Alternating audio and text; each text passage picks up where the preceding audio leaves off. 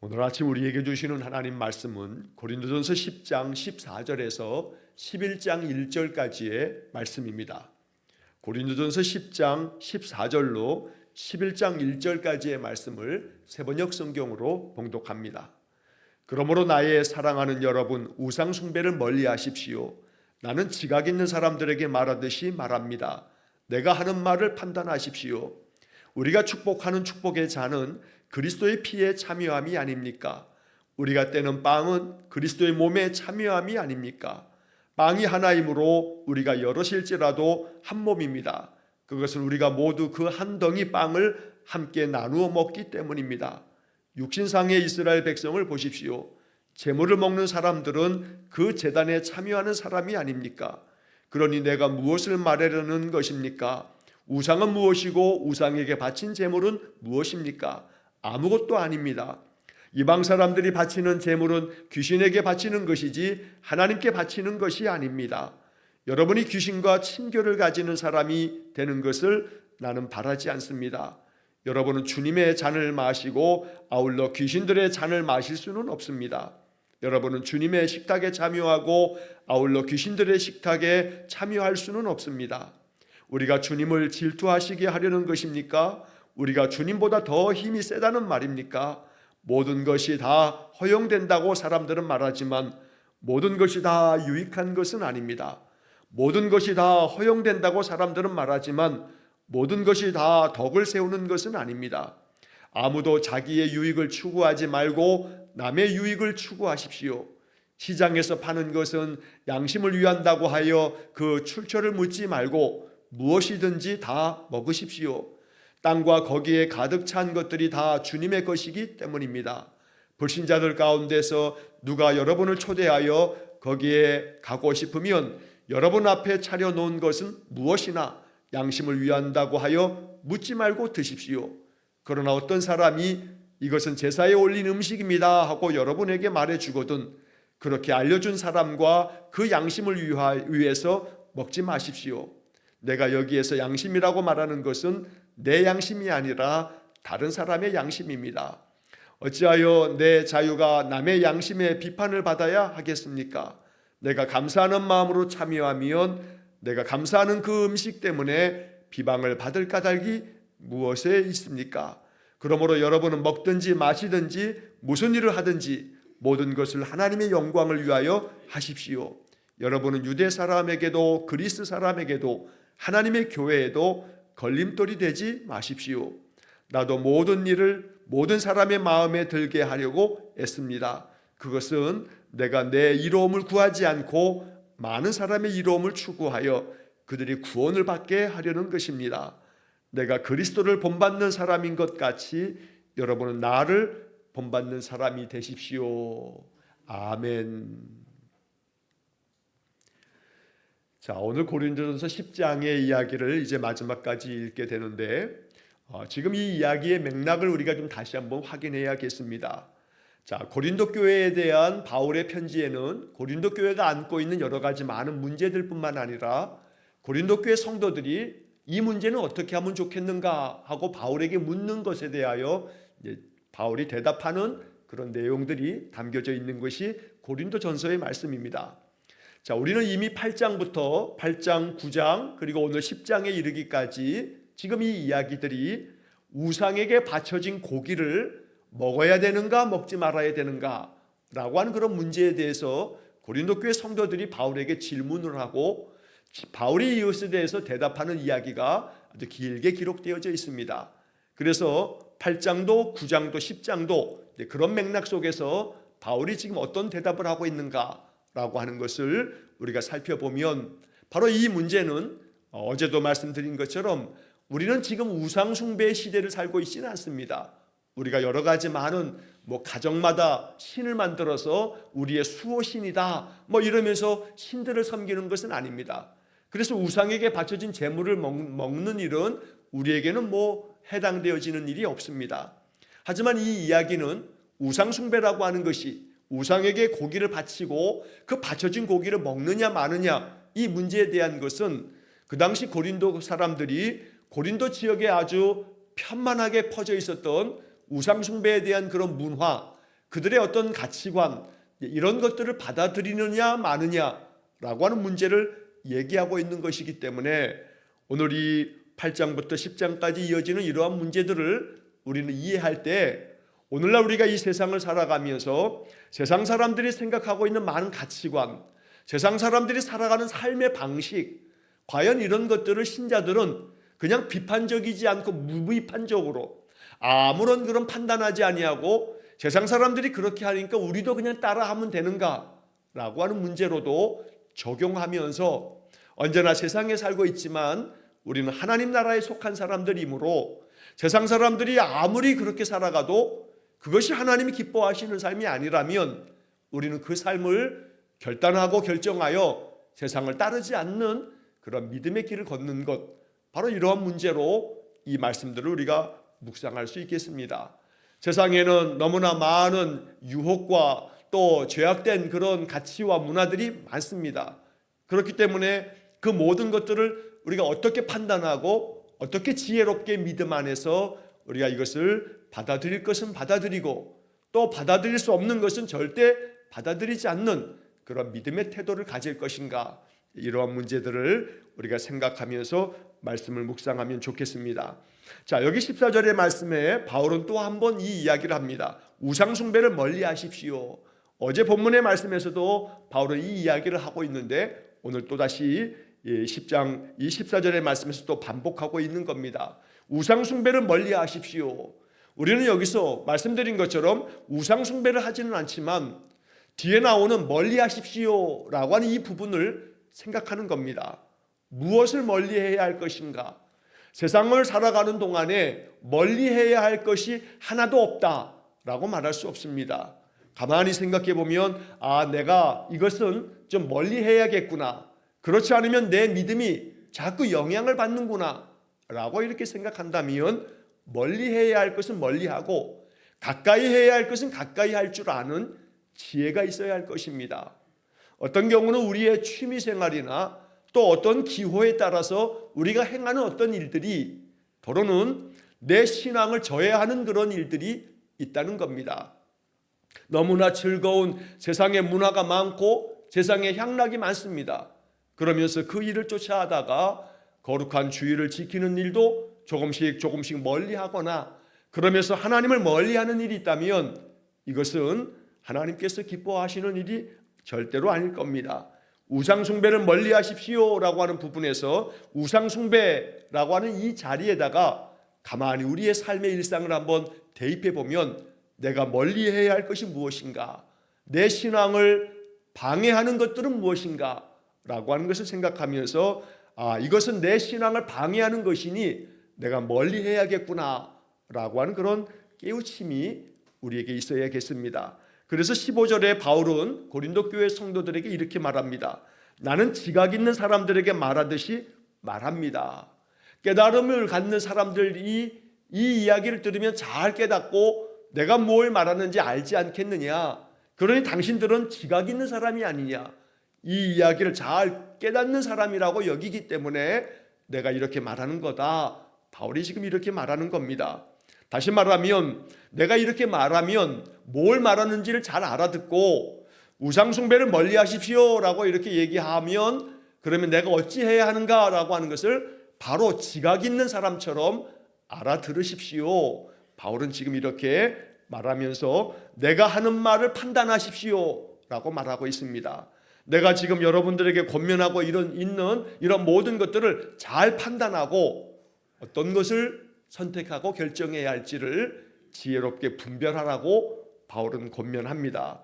자, 이것을 보충하기 위해서 바울이 이제 성찬에 대한 이야기를 하면서 우상에게 드려진 제물을 먹어야 되는가 말아야 하는가 이 문제에서 먹지 말아야 한다. 그러나 물론 먹어도 아무 관계는 없다라고 하는 두 가지의 이야기를 동시에 이야기를 합니다. 자, 먼저는 우리가 축복하는 축복의 잔은 그리스도의 피에 참여함이 아닙니까? 우리가 떼는 빵은 그리스도의 몸에 참여함이 아닙니까? 빵이 하나이므로 우리가 여럿일지라도 한 몸입니다. 그것은 우리가 모두 그 한 덩이 빵을 함께 나누어 먹기 때문입니다. 자, 여기 16절 17절의 이야기는 성찬에 대한 이야기를 이야기하면서 우리가 주님께서 주신 이 축복의 잔, 이것이 예수 그리스도의 피에 참여하는 거라고 고백하면서 성찬에서 우리는 포도주를 마신다. 바울이 이야기를 하는 겁니다. 동시에 우리가 빵을 떼어 먹을 때 그 빵은 예수 그리스도의 몸이라고 고백하면서 먹고 있지 않느냐. 이걸 통해서 우리는 예수 그리스도의 몸과 예수 그리스도의 피에 참여하는 것이다. 여기서 참여한다는 말은 예수 그리스도의 몸과 피를 우리가 성찬을 통해서 먹고 마심으로써 예수 그리스도가 우리 안에 들어오시고 우리가 예수 그리스도 안에 들어가 그래서 그리스도와 한 몸 되어지는 하나 되어지는 것을 영적으로 의미한다는 것을 바울이 설명하는 겁니다. 그래서 17절에서는 빵이 하나이므로 우리가 여럿일지라도 한 몸입니다. 이렇게 성찬을 통해서 그리스도인들이 각자가 다 자기의 몸을 갖고 있으나 예수 그리스도의 이 몸에 참여함으로써 우리는 모두 하나가 되어지는 겁니다.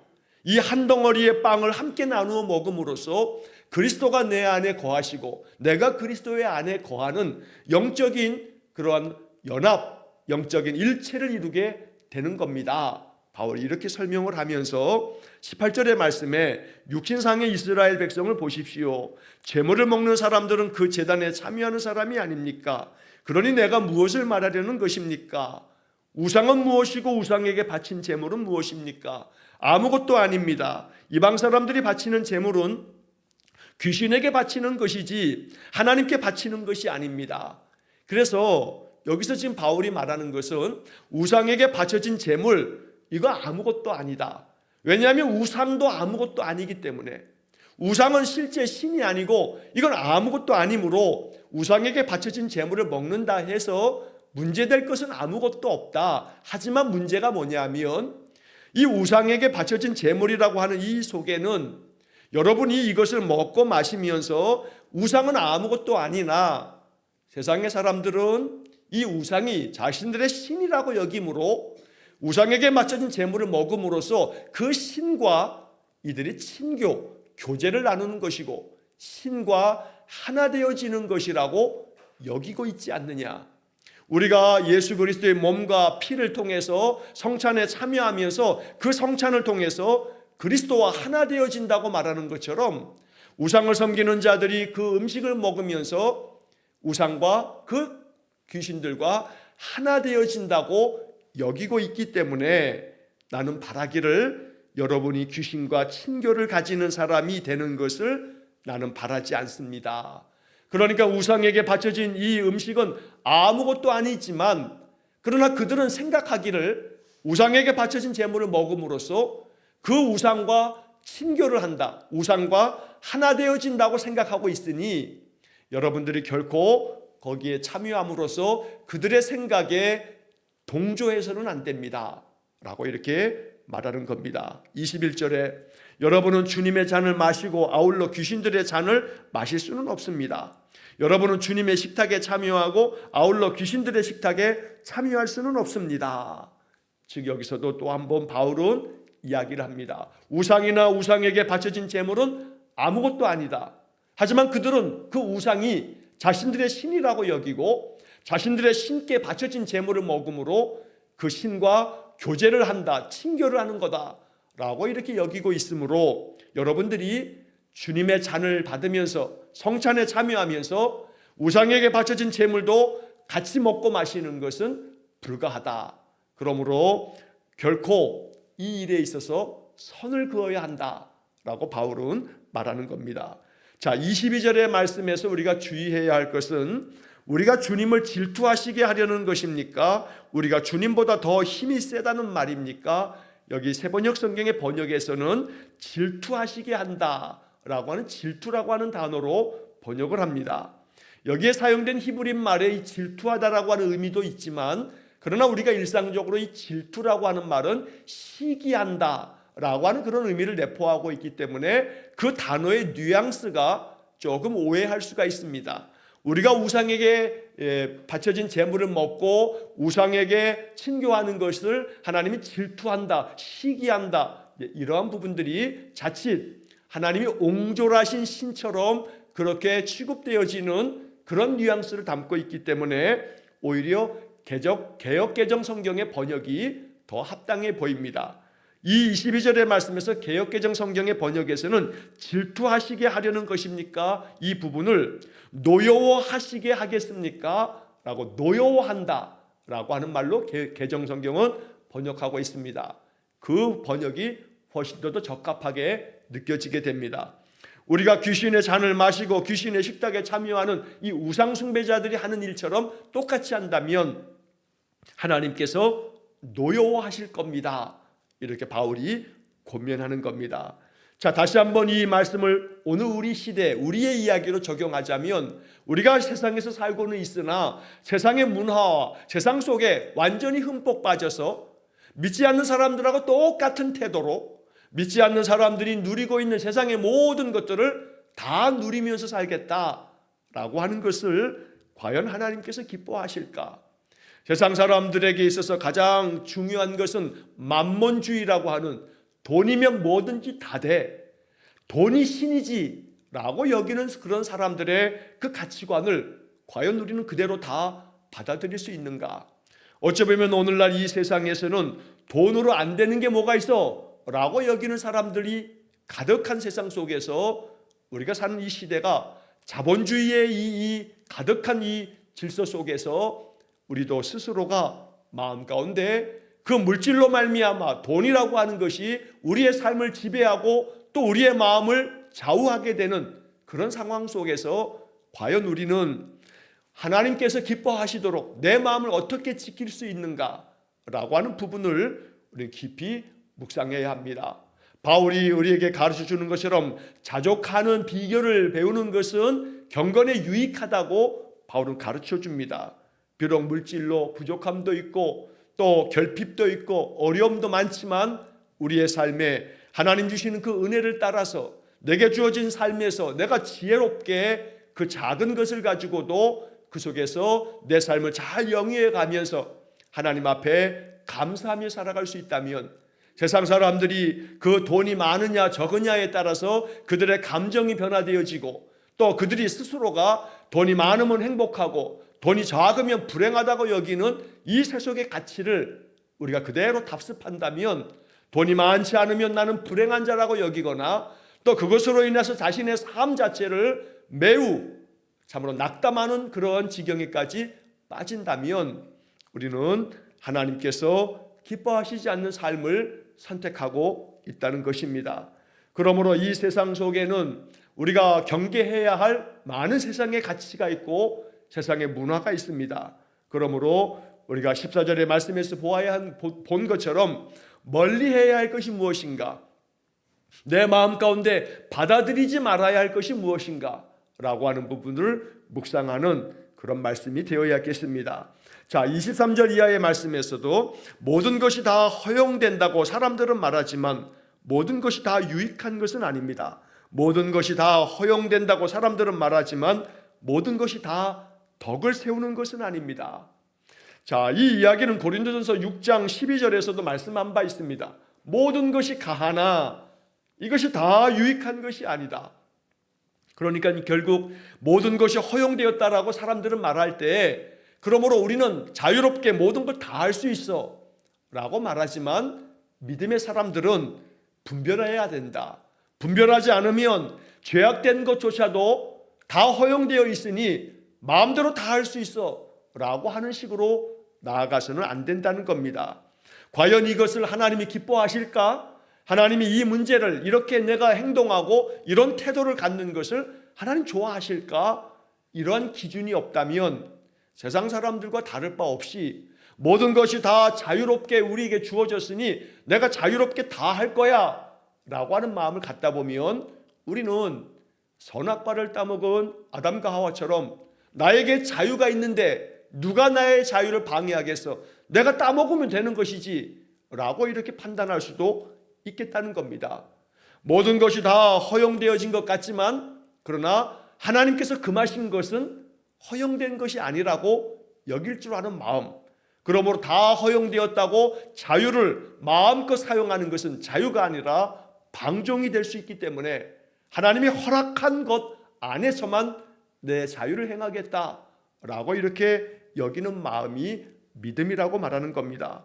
아무리 모든 것을 다 자유롭게 한다 할지라도 이것이 덕을 세우는 게 아니라면, 다른 사람들에게까지 모두에게 이게 덕이 되지 않는다면 내가 내 자유를 스스로 제한하는 것을 결정하는 그런 마음이 성숙한 마음이라고 바울은 가르쳐 주는 겁니다. 자, 그래서 구체적으로 이제 우상에게 드려진 이 제물들에 대한 문제를 어떻게 처리해야 되는가, 이제 바울이 실제적으로 이 문제를 제안하고 있습니다. 24절에 보면 아무도 자기의 유익을 추구하지 말고 남의 유익을 추구하십시오. 이게 원리 원칙입니다. 하나님이 기뻐하는 원칙은 바로 이것이다 하고 바울이 먼저 결론을 내려준 다음에 이제 25절부터 하나하나 사례를 얘기하고 있습니다. 그래서 아무도 자기 유익을 추구하지 말고 라고 하는 것은 자기에게 자유가 있다고 해서 나는 내 자유롭게 내가 하고 싶은 대로 할 거야, 이렇게 하지는 말라는 겁니다.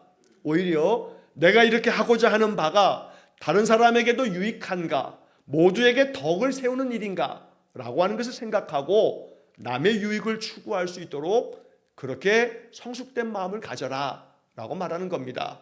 물론 이 이야기는 남의 유익을 추구한다라고 하는 것은 남 눈치만 보면서 남만 살피면서 저 사람이 어떻게 하느냐라고 하는 것만 그렇게 위하면서 살라는 얘기가 아닙니다. 결코 다른 사람 눈치 보면서 다른 사람들 생각하면서 살아가라 라는 얘기가 아니라 상대방의 덕을 세워서, 그 덕을 세운다라고 하는 것은 그 사람이 믿음 안에 설 수 있도록 도와줄 수 있는 배려의 마음을 가지라 라고 이야기하는 것입니다. 그래서 남의 유익을 추구한다고 할지라도 그 사람에게 유익이라고 하는 것이 세상에서 세상에 죄악된 것과 자기 마음대로 하는 그 방종을 그 사람의 유익이라고 여기면서 그 사람의 그 유익대로 그 사람을 따라가고 그냥 옹호해주고 이렇게 하라는 얘기는 아닙니다. 그 사람의 남의 유익이라 함은 그 사람이 하나님 앞에서 건실하게 설 수 있도록 그 사람의 양심과 그 신앙이 세워질 수 있도록 도와주라고, 배려해 주라고 이야기하는 것입니다. 자, 그래서 25절 이하에서는 이제 구체적인 사례를 들어가면서 바울이 이제 이야기를 하는데, 자, 첫째로는 시장에서 파는 것은 양심을 위한다고 하여 그 출처를 묻지 말고 무엇이든지 다 먹으십시오. 그러니까 시장에서 어떤 물건을 팔 때 하나하나 꼬치꼬치 이거 우상에게 바쳐진 제물이요? 거기서 나온 제물이요? 아니요? 이런 것들을 물으면서 사지 말라는 겁니다. 시장에 가면 그 출처를 묻지 말고 뭐든지 그냥 다 먹으라 라고 말합니다. 자, 왜냐하면 26절에 땅과 거기에 가득 찬 것들이 다 주님의 것이기 때문이다. 그러니까 바울에게 있어서는 우상에게 바쳐진 제물을 먹는다 할지라도 문제될 건 없다. 왜냐하면 모든 것들이 다 하나님의 것이기 때문에. 그리고 우상이나 우상에게 바쳐진 제물은 우리가 앞에 19절 20절에 본 것처럼 아무것도 아니기 때문에 그 출처를 물으면서 우상에게 바쳐진 제물이었느냐 아니었느냐 이걸 따지지 말고 그냥 먹으라 라고 이야기를 합니다. 자, 한편 27절에 불신자들 가운데서 누가 여러분을 초대하여 거기에 가고 싶으면 여러분 앞에 차려놓은 것은 무엇이나 양심을 위한다고 하여 묻지 말고 드십시오. 자, 여기서 27절은 불신자를 예를 드는 겁니다. 하나님을 섬기지 않는 불신자가 여러분들을 초대했는데 그 사람하고 친분이 있어서 가서 그 사람의 초대에 응하고자 했을 때는 그 사람의 집에 갔을 때, 자, 이거 당신 불신자인데 이거 당신 이거 우상에게 바쳐진 제물을 가져온 거 아니요? 이렇게 묻지 말고 그냥 먹으라는 겁니다. 그렇게 해서 그 사람들이 신앙을 가지고 있든 가지고 있지 않든 그 사람들이 내놓은 음식이 무엇이든 관계하지 말고 먹으라. 그러니까 25절이나 또 27절의 이 두 가지의 사례는 우상에게 바쳐진 제물 아무 문제가 없는 거다. 이거 다 하나님의 것이니 그냥 먹어라. 이거 자꾸 꼬치꼬치 깨물으면서 출처가 어디냐고 묻지 말아라 라고 이야기를 하는 겁니다. 자, 그러나 반대로 이제 28절에는 또 다른 하나의 사례를 듭니다. 그러나 어떤 사람이 이것은 제사에 올린 음식입니다 하고 여러분에게 말해주거든 그렇게 알려준 사람과 그 양심을 위해서 먹지 마십시오. 자, 이 말은 어떤 사람이 초대했는데 그 사람의 집에 갔더니 그 사람이 먼저 말하기를 이것은 제사에 올려진 다른 우상에게 바쳐진 그런 음식입니다 라고 이렇게 얘기하거든 그 사람 스스로가 이 문제에 대해서 생각하고 있기 때문에 네가 만약에 그걸 먹는다고 한다면 당신이 그걸 먹음으로 인해서 저거 우상에게 바쳐진 제물인데 저 사람은 먹네 이러면서 그 사람이 시험에 들 수 있거나 이거 그래도 되는 모양이다 하면서 그렇게 먹으면서도 거리낌이 없거나 이런 문제가 발생할 수 있으니 그럴 때에는 먹지 말라. 이렇게 바울은 구체적으로 3가지 사례를 들어가면서 어떻게 대응하면 좋을지 이렇게 이야기를 해주고 있는 것입니다. 자, 29절에 내가 여기에서 양심이라고 말하는 것은 내 양심이 아니라 다른 사람의 양심입니다. 내 양심으로 따지면 세상의 모든 것들은 다 하나님의 것이고 우상이나 우상에게 바쳐진 제물은 아무것도 아니기 때문에 나는 내 양심상으로는 이것을 먹어도 아무 관계없지만 그러나 그 사람의 양심에 거리낌이 되어진다고 한다면 나는 내가 먹을 수 있는 양심이 있다 할지라도 내 자유를 내 스스로가 포기하겠다. 이렇게 바울은 이야기하는 겁니다. 어찌하여 내 자유가 남의 양심의 비판을 받아야 하겠습니까? 내가 감사하는 마음으로 참여하면 내가 감사하는 그 음식 때문에 비방을 받을 까닭에 무엇에 있습니까? 바울은 이렇게 말하면서 자신의 양심 때문이 아니라 다른 사람이 자신의 그 사람의 양심에 따라서 어떤 것을 판단하거나 비판하거나 이렇게 될 것이기 때문에 내 스스로 이 부분에서 자유가 있지만 또 나에게는 아무 거리낌도 없고 문제될 것 없지만 그 사람의 양심을 위해서 나는 나 자신의 이 자유를 내려놓겠다. 바울은 이 이야기를 또 한 번 이렇게 말씀해 주는 겁니다. 그러므로 감사하는 마음으로 참여하게 되면 그러면 그 어떤 것으로도 비방받을 일이 없으니 불신자가 초대해서 음식을 내놓으면 출처를 묻지 말고 그냥 감사함으로 먹으면 그러면 그런 되는 것이다. 시장에 가서 물건을 사거나 또 사 먹게 될 때도 출처를 묻지 않고 그냥 먹으라. 그러나 만약에 이것은 우상에게 바쳐진 제물이었던 고기였다 말하는 사람이 있거들랑 그 사람의 양심의 그 문제가 자꾸 그것을 생각하고 있는 사람이니 그럴 경우에는 그 사람을 위해서라도 먹지 말아라. 바울은 구체적으로 이렇게 각각의 사례에 따라서 다르게 대응하는 방식을 알려주는 겁니다. 어찌 보면 이렇게 이 이야기를 듣다 보게 되면 뭐 이렇게 상황에 따라 달라지는가? 일관돼야지. 먹으면 먹고 말면 마는 것이지 어떨 때는 먹으라 하고 어떨 때는 먹지 말라 하고 이건 너무나 이중적이고 위선적이 아닌가 이렇게 판단하면 안 됩니다.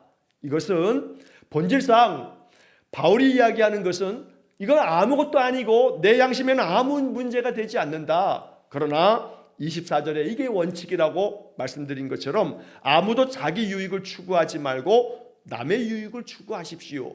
왜냐하면 그렇게 함으로써 그 사람을 믿음 안에 더욱 단단히 세울 수 있도록 그 사람을 배려하고 그 사람의 입장에서 생각하면서 내 행동을 조심하십시오. 바울이 이렇게 이야기를 하는 겁니다. 자, 그래서 31절과 32절의 말씀에서 바울은 이 원리와 이 원칙을 이렇게 마지막으로 마무리하면서 설명해 줍니다. 그러므로 여러분은 먹든지 마시든지 무슨 일을 하든지 모든 것을 하나님의 영광을 위하여 하십시오. 그리고 여러분은 유대 사람에게나 또 그리스 사람에게도 하나님의 교회에도 걸림돌이 되지 마십시오. 자, 이 걸림돌이 되지 말라라고 하는 이야기를 우리가 8장 9절에서 읽은 바 있습니다. 바울은 이렇게 신자들에게 다른 사람들에게 걸림돌이 되지 않도록 그렇게 삼갈 줄 아는 그런 마음을 가지라고 이런 원칙을 제시하고 있다는 것입니다. 그래서 33절의 말씀에서 나도 모든 일을 모든 사람의 마음에 들게 하려고 애씁니다. 그것은 내가 내 이로움을 구하지 않고 많은 사람의 이로움을 추구하여 그들이 구원을 받게 하려는 것입니다. 여기 마지막 문장이 가장 중요한 핵심적인 문제입니다. 그러니까 남의 유익을 추구하라라고 하는 얘기도 아까 말씀드린 것처럼 다른 사람들의 눈치 보면서 그들이 원하는 대로 그냥 다 따라주어라 이런 게 아니고 그 남의 유익이라고 하는 것은 그 사람이 구원을 받을 수 있도록 그래서 여기 바로 마지막 절 이 33절의 말씀에서 바울은 분명하게 이 문제를 이렇게 해결해야 된다고 제시하고 있는 겁니다. 내가 내 이로움을 구하지 않고 많은 사람의 이로움을 추구한다는 것은 결국 그 사람들이 구원을 받게 하려는 것이지, 그 사람들의 눈치 보면서 그 사람들이 주장하니까 그 사람들 마음 불편하지 않도록 그 사람들 따라하라는 얘기가 아니고, 그 사람들이 믿음 안에 설 수 있도록 믿음이 연약한 자들이 시험에 들지 않도록 걸림돌 되지 말라라고 이야기를 하면서, 그래서 나는 믿음이 더 성숙되어 있기 때문에 내게는 아무 문제될 것이 없더라도 믿음이 연약한 초신자나 믿음이 연약한 사람이 그 문제에 대해서 고민하고 또 그것 때문에 갈등하는 문제가 생긴다면 내가 내 자신의 자유를 내려놓을 줄 아는 그러한 겸손한 마음을 가지라고 바울은 권면하고 있다는 것입니다. 오늘 우리는 이 말씀을 읽으면서 31절에서 바울이 이야기한 이 말씀을 마음 깊이 새기는 이 하루가 되기를 원합니다. 먹든지 마시든지 무슨 일을 하든지 모든 것을 하나님의 영광을 위하여 하십시오. 이 말씀을 마음에 깊이 새겨서 우리 행하는 모든 일들이 하나님이 기뻐하실까? 내가 이렇게 행동하고 이렇게 판단하고 생각할 때 하나님은 나의 이러한 모습을 기뻐하시며 칭찬하실까? 이러한 기준을 가지고 생각한다면 성령께서 우리의 마음 가운데 지혜로운 판단이 되도록 우리의 마음에 깨달음을 주실 줄로 믿습니다. 언제나 늘 그리스도의 그 본을 따라 바울이 11장 1절에서 말한 것처럼 내가 그리스도를 본받는 사람인 것 같이 여러분은 나를 본받는 사람이 되십시오. 바울의 이 이야기는 내가 그리스도를 본받는 사람이 된다라고 말하는 것은 언제나 내 판단과 내 행동의 기준은 주님께서 기뻐하실까? 주님이라면 어떻게 하실까? 그래서 주님을 본받는 그런 삶을 내가 살아가고 있으니 당신들도 내가 지금 이렇게 제시하는 것처럼 언제나 판단과 기준은 그리스도가 되어야 한다라고 이야기하는 것이 바로 이 11장 1절의 말씀의 뜻입니다. 언제나 우리의 삶이 모든 것에 하나님의 영광을 위하여 행할 줄 알며 또 이 모든 것에 지혜롭게 덕스럽게 또 모든 이들에게 유익하도록 우리의 신앙의 삶을 살아갈 수 있기를 주의 이름으로 간절히 축원합니다. 기도하겠습니다. 자비로우신 아버지 하나님, 우리에게 성숙된 믿음을 주셔서 언제나 무엇을 하든지 하나님의 영광을 위해서 할 줄 알게 하시고 또 어떤 판단이나 어떤 행동을 할 때마다 주님이 기뻐하실까? 주님이 칭찬하시는 일이 될까? 마음속에 생각하면서 행할 수 있는 지혜로운 마음, 영적인 믿음의 마음을 허락해 주옵소서. 오늘도 한날의 삶을 주님께 의탁하오며 예수님 이름으로 기도하옵나이다. 아멘. 우리 구주 예수 그리스도의 은혜와 하나님 아버지의 극진하신 사랑과 성령의 교통하심이 날마다 하나님 영광을 위해서 주님께서 기뻐하시는 삶을 선택하고 결정하기를 소원하는 머리 숙인 귀한 성도들 위해와 저들 가정과 온 가족들 위해 영원토록 함께 하시길 축원하옵나이다. 아멘.